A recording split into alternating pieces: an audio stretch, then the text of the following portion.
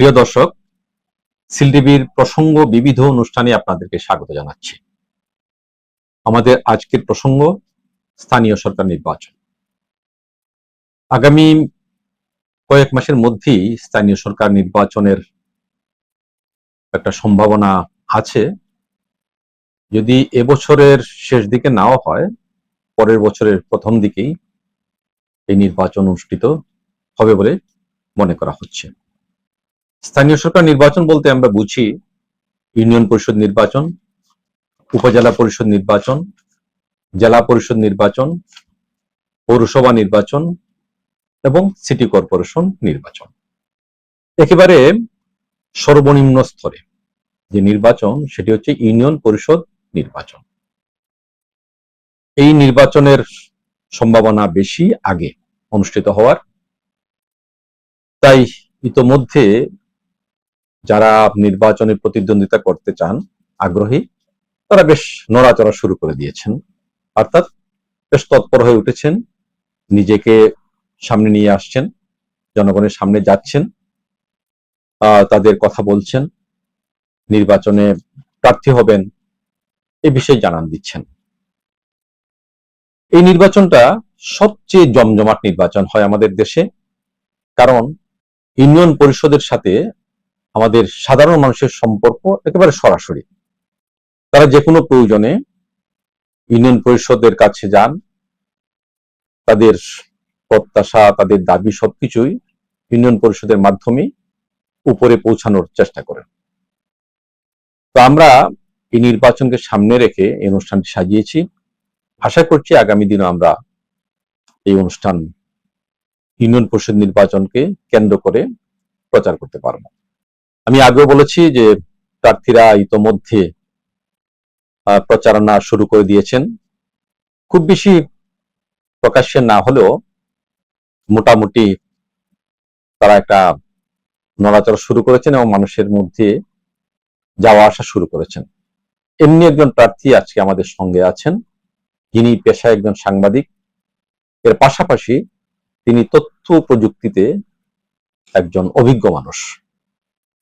আমরা জানি তথ্য প্রযুক্তির যুগ, এই যুগে তথ্য প্রযুক্তির বিকাশটা খুব বেশি প্রয়োজন। তাই তিনি এই তথ্য প্রযুক্তির বিকাশের সাথে সাথে আমাদের যে তরুণ সমাজ, যুব সমাজ, তাদেরকেও তথ্য প্রযুক্তির সাথে সম্পৃক্ত করার চেষ্টা করছেন। আবুল কাশেম রুমন, তিনি অনেক বছর ধরে সাংবাদিকতা করছেন। বর্তমানে বৈচিত্র্যময় সিলেট নামে একটি সাপ্তাহিক পত্রিকার সম্পাদক, প্রকাশক। এছাড়াও বিভিন্ন গণমাধ্যমে তিনি কাজ করছেন। আমরা শুনি আজকে হঠাৎ করে তার এই ইউনিয়ন পরিষদ নির্বাচনে প্রতিদ্বন্দ্বিতা করার ইচ্ছে কেন হলো। রুমন, আপনাকে স্বাগত জানাচ্ছি।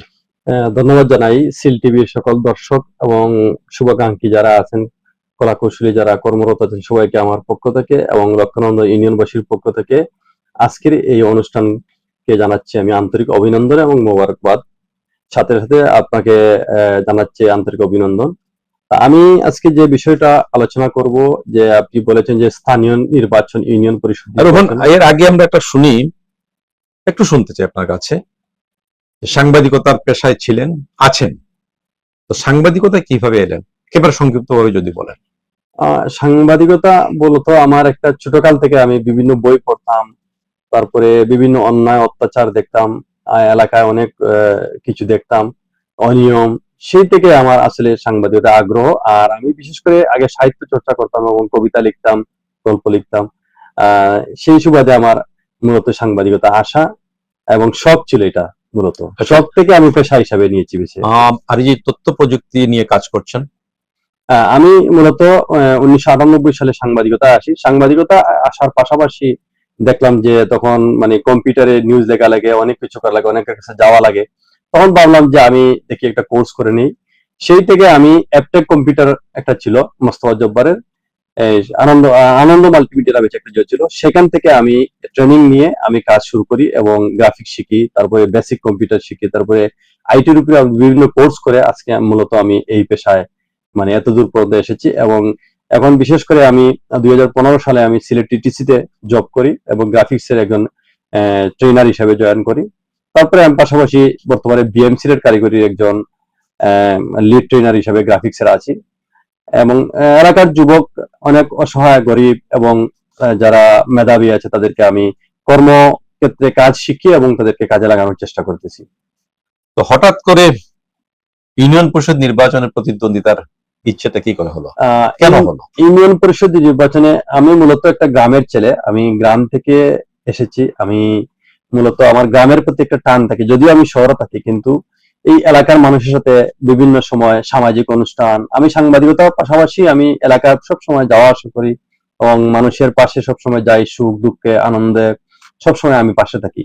তো চিন্তা করলাম যে যেহেতু অনেক দিন কাজ করেছি, মিডিয়ায় কাজ করেছি এবং আইটি নিয়ে কাজ করেছি, তা এখন যাতে বয়স 45 চলে গেছে, তাহলে দেখি এলাকার মানুষের জন্য কিছু করতে পারি কিনা, শেষ সময়ে যদি কিছু করতে পারি সেই জন্য আশা কি আমার, এলাকার উন্নয়ন করার জন্য কিছু করতে পারি কিনা সেই হিসাবে আশা। ইউনিয়ন পরিষদে মানুষের জন্য কাজ করার সুযোগটা কতটুকু আছে বলে আপনি মনে করেন? আমি মনে করি যে ইউনিয়ন পরিষদের যে উন্নয়ন যেটা আছে সেটা মূলত আপনার মানে সরকারিভাবে যে উন্নয়নগুলো আসে তার পাশাপাশি তো কিছু করার তো অবকাশ নাই। কারণ হচ্ছে কি, নিজের ব্যক্তিগত তহবিল থেকে অনেক কিছু করা যাবে না, কারণ অনেক বড় একটা বিশাল একটা বড় ইউনিয়ন পরিষদ, সেখানে সরকারের কাছে সাথে সামঞ্জস্য রেখে কাজ করতে হবে। তা আমার টার্গেট যেটা হচ্ছে, আমি এলাকায় এই যুব সমাজকে যাতে মানে একটা কারিগরি শিক্ষায় শিক্ষিত করে এবং তাদেরকে বেকারত্ব দূর করতে পারি, সেই সুবাদে আমার এই কাজটা কি সবচেয়ে গুরুত্বপূর্ণ আমার মানে আমার কাছে। আমি গত কয়েকদিন আগে একজন লোক আসছিল, একটা মেয়ে আসছিল, একটা ছেলে আসছিল, যে তাদেরকে চাকরি দেওয়ার জন্য। তো আমি একটু জিনিসটা আপনাকে শেয়ার করতেছি আর কি, যে দেখলাম যে আমি যে মেয়েটা আমার কাছে আসছে চাকরির জন্য, আমি তাকে জিজ্ঞেস করলাম তুমি কতটুকু লেখাপড়া করেছো? বলে স্যার আমি তো ইংলিশ অনার্স কমপ্লিট করেছি মহিলা কলেজ থেকে, তো আমার তো চাকরি হয় না। আমার বললাম তোমার স্কিল কি আছে, তোমার স্কিল সম্পর্কে তোমার আমাকে একটু জানাও, তোমার কি আছে স্কিল? স্যার আমি তো কিছু জানি না, আমি শুধুমাত্র রান্না করতে পারি, আর কিছু করতে পারি না, পড়ালেখা করছি। দেখেন এই যে লেখাপড়ার বাইরে আর কিছু করেনি, আর কিছু করে না, সে লেখাপড়ার বাইরে কিছুই করে না, করেনি না করে না, না এর আগে সেইগুলো অন্যদিকে মন দেয়নি, না মন দেয়নি, এদিকে কিছু মন দেয়নি। এখন যেটা হচ্ছে লেখাপড়ার পাশাপাশি তো অনেক কিছু করার সুযোগ করার সুযোগ ছিল, কিন্তু এই আরেকটা সুযোগ হচ্ছে না। এই জন্য গ্রামের ছেলে মেয়েদেরকে একটা প্রবলেম হচ্ছে, যেমন শহরে আসা যাওয়া অনেক কষ্ট, অনেক ফ্যামিলি বাইন্ডিংস আছে, খরচের ব্যাপার সবার আছে। একটা যেমন আমার গোলাপগঞ্জ লক্ষণামন্দ ইউনিয়ন থেকে যদি একজন মানুষ সিলেটে শহরে আসে, সারাদিনের জন্য তো 200 টাকা খরচ আছে, তাহলে মাস শেষে 3 মাস যদি একটা কোর্স কমপ্লিট করে, তাহলে কত টাকা খরচ হচ্ছে আপনি হিসাব করে দেখেন না, এলে 9,000 টাকার মতন, 10,000 টাকার মতন। এছাড়া নারীদের ক্ষেত্রে নিরাপত্তার তারপরে নিরাপত্তা, বর্তমান যে দেশের পরিস্থিতি, একটা নিরাপত্তার ব্যাপার সবার অনেক বড় ফ্যাক্টর হয়ে দাঁড়ায়। সেই সুবাদে আমি চিন্তা করলাম যে আমার এলাকায় যদি আমি আইটি সেন্টার গুলো খুলতে পারি, সেই ছেলেমেয়েদেরকে কাজে লাগাতে পারি, এই সুবাদে আমার মানে মূলত হলো মানুষের পাশে যাওয়া, যে অসহায় মানুষের কাছে, এবং যাতে বেকারত্ব দূর করতে পারি, সেই হিসাবে আমার ইউনিয়ন পরিষদে যাওয়া। এর বাইরেও তো ইউনিয়নের বা ইউনিয়ন এলাকার ইউনিয়নবাসীর নানা সমস্যা থাকে, এই সমস্যাগুলো চিহ্নিত করতে হয়, বা যারা নির্বাচিত হন তারা এগুলো চিহ্নিত করেই এরপরে এইসব সমস্যার সমাধানের চেষ্টা করে থাকেন। আমরা দেখি সবসময় যে নির্বাচনের আগে প্রার্থীরা এই সমস্যাগুলো চিহ্নিত করে মানুষের সামনে তুলে ধরেন এবং প্রতিশ্রুতি দেন যে এই সমস্যার আমি সমাধান করব। আপনার ইউনিয়নের মূল সমস্যাগুলো কি? বিষয়টা হচ্ছে, আমাদের নির্বাচন আসলে আমি একটা জিনিস দেখেছি, যে আমার মিডিয়া জগতে আমি অনেকদিন কাজ করে দেখেছি, বসন্তের কোকিলটা অনেকেই আসে, কিন্তু অনেক ধরনের আশ্বাস দিয়ে দেখেন, কিন্তু নির্বাচিত হওয়ার পরে আর তাদেরকে খুঁজে পাওয়া যায় না। তা আমার মূলত তার টার্গেট হচ্ছে, আমি একটা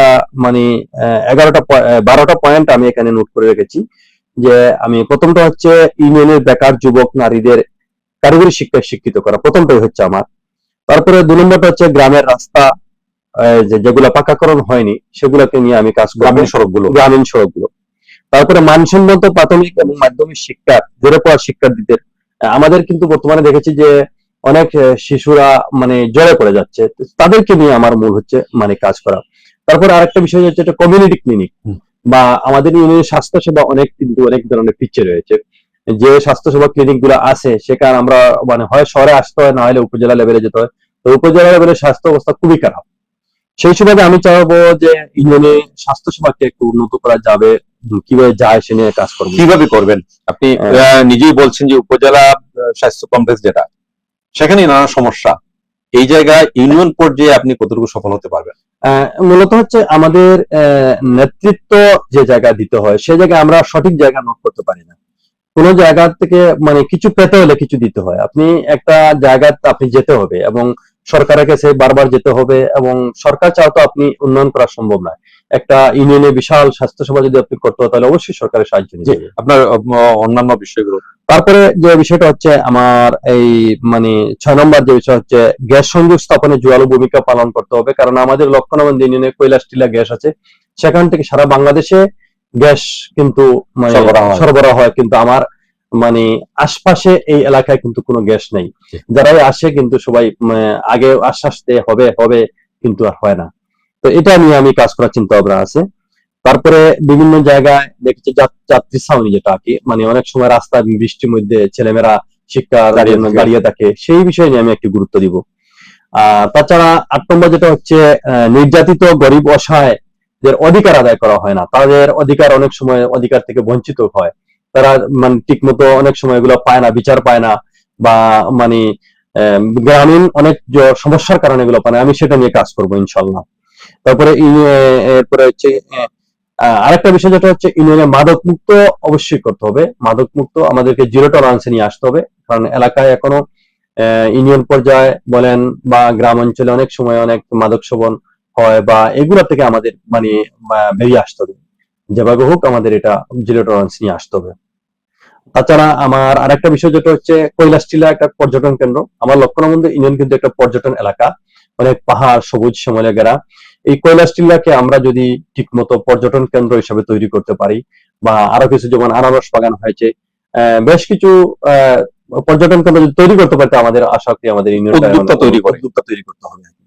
আর তারপরে আমাদের 11 নম্বর হচ্ছে নারীদের স্বাবলম্বী করতে হবে। নারীদের, বিশেষ করে নারীদের স্বাবলম্বী করতে হবে, এবং পাশাপাশি যুব সমাজকে আমাদের মানে একটি কাজে লাগাতে হবে। যদি কাজে না লাগাই, ওদেরকে যদি আমরা ভালো করে যদি একটা মডিফিকেশন যদি না করি, তাহলে আমরা কিন্তু আহ অনেক পিছিয়ে থাকবো।